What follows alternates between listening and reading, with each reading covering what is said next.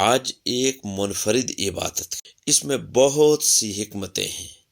اسے عاشقوں کی عبادت بھی کہا جا سکتا ہے کہ حج کا لباس یعنی احرام اور دیگر معمولات جیسے طواف کعبہ ہے، مینا کا قیام ہے، عرفات و مزدلفہ میں ٹھہرنا ہے، سب عشق و محبت کے انداز میں جیسے عاشق اپنے محبوب کی محبت میں ڈوب کر اپنے لباس رہن سہن سے بے پرواہ ہو جاتا ہے اور بعض اوقات ویرانوں میں نکل جاتا ہے، ایسے ہی خدا کے عاشق ایام میں حج میں اپنے معمول کے لباس اور رہن سہن چھوڑ کر محبت الہی میں گم ہو کر عاشقانہ وضع اختیار کر لیتے ہیں۔ طواف کی صورت میں محبوب حقیقی کے گھر کے چکر لگاتے ہیں اور مینا اور عرفات کے ویرانوں میں نکل جاتے ہیں۔ دیکھیں، حج بارگاہ خداوندی میں پیشی کے تصور کو بھی اجاگر کرتا ہے کہ جیسے امیر و غریب، چھوٹا بڑا، شاہ و گدا، سب باروز قیامت اپنی دنیاوی پہچانوں کو چھوڑ کر عاجزانہ بارگاہ الہی میں پیش ہوں گے، ایسے ہی حج کے دن سب اپنے دنیاوی تعارف اور شان و شوکت کو چھوڑ کر عاجزانہ حال میں میدان عرفات میں بارگاہ خداوندی میں حاضر ہو جاتے ہیں۔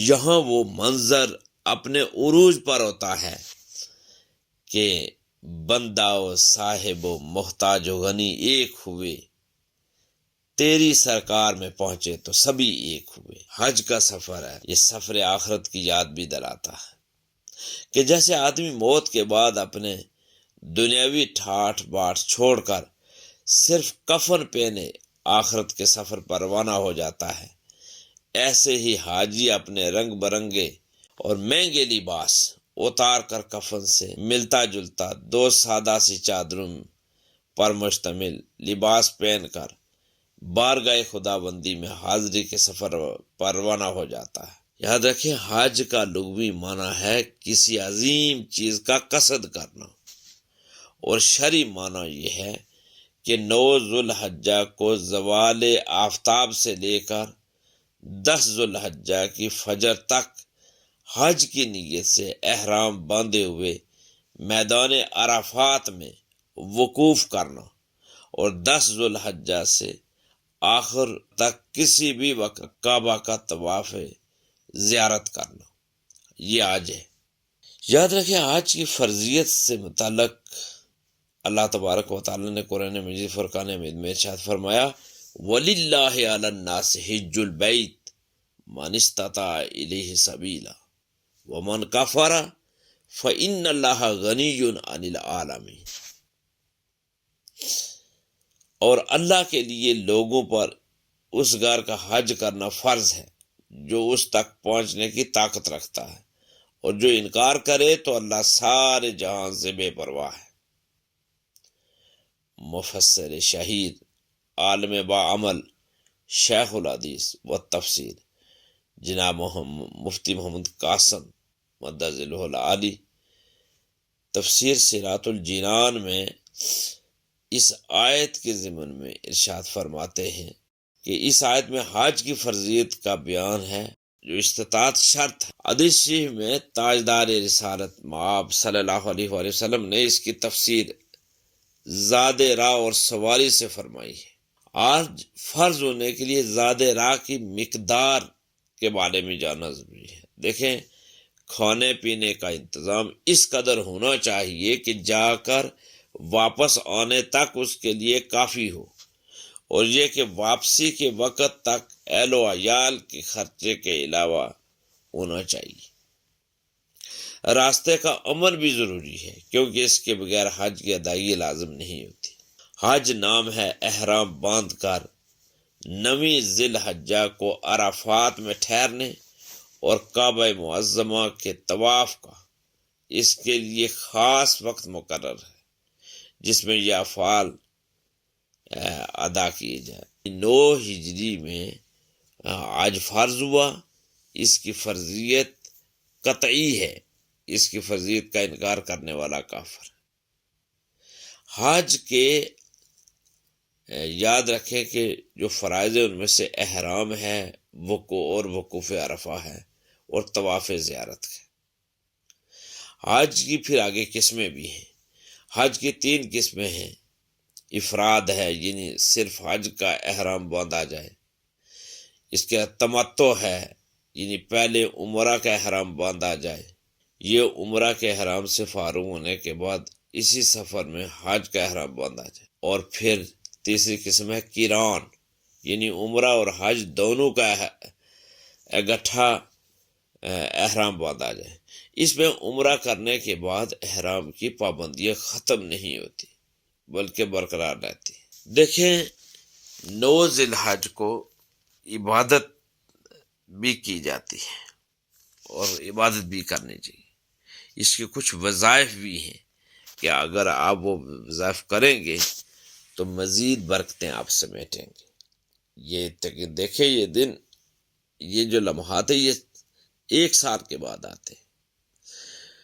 اس میں یہ ہے کہ آپ غیر حاجی کے لیے ہے کہ وہ 9 ذی الحج کے روزہ رکھیں۔ 4 رکعت نفل آپ پڑھیں، ہر رکعت میں 3 بار سورہ اخلاص پڑھیں۔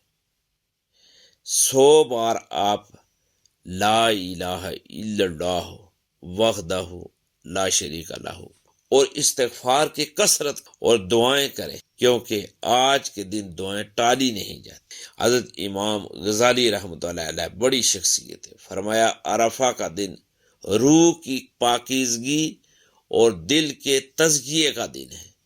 جو اس دن اپنے نفس کو توڑ دے، اللہ اس کے دل کو ایمان سے بھر دیتا ہے۔ اس کی فضیلت کے حوالے سے حضرت داتا گنج بخش کشف المحجوب میں ارشاد فرماتے ہیں، عرفہ کے دن اللہ کی طرف سے تجلی رحمت ہے وہ نازل ہوتی ہے، جو دلوں کو منور کرتی ہے اور توبہ کو قبول انہیں کے قابل بناتی ہے، یعنی مقبول بناتی ہے۔ خواجہ معین الدین چشتی اجمیری رحمۃ اللہ علیہ ارشاد فرماتے ہیں کہ یوم عرفہ فقر و غنا کا دن ہے، جو خود کو مٹا دے اللہ اسے اپنا بنا لیتا ہے۔ شیخ عبد القادر جیلانی رضی اللہ تعالی عنہ ارشاد فرماتے ہیں، یوم عرفہ عارف کے لیے ہے، اللہ کی معرفت کے دروازے کھول دیتا ہے۔ جو اس دن ایک بار لا الہ الا اللہ ہو کہ ہے، اللہ اس کے دل کو زندہ کر دیتا ہے۔ اور حضرت عمر بن خطاب رضی اللہ تعالیٰ عنہ ارشاد فرماتے ہیں، یوم عرفہ، جمعہ اور رمضان کی شب قدر، یہ تینوں دن امت مسلمہ پر اللہ کا خاص فضل ہے۔ اور مولا علی حضرت علی رضی اللہ تعالیٰ عنہ ارشاد فرماتے ہیں، یوم عرفہ وہ دن ہے جس دن شیطان سب سے زیادہ ذلیل ہوتا ہے، کیونکہ اللہ اس دن اپنے بندوں کے گناہ معاف کر دیتا ہے۔ پیارے آقا صلی اللہ علیہ وآلہ وسلم نے ارشاد فرمایا کہ عرفہ کا روزہ 1 سال پہلے اور 1 سال بعد کے گناہوں کا کفارہ ہے۔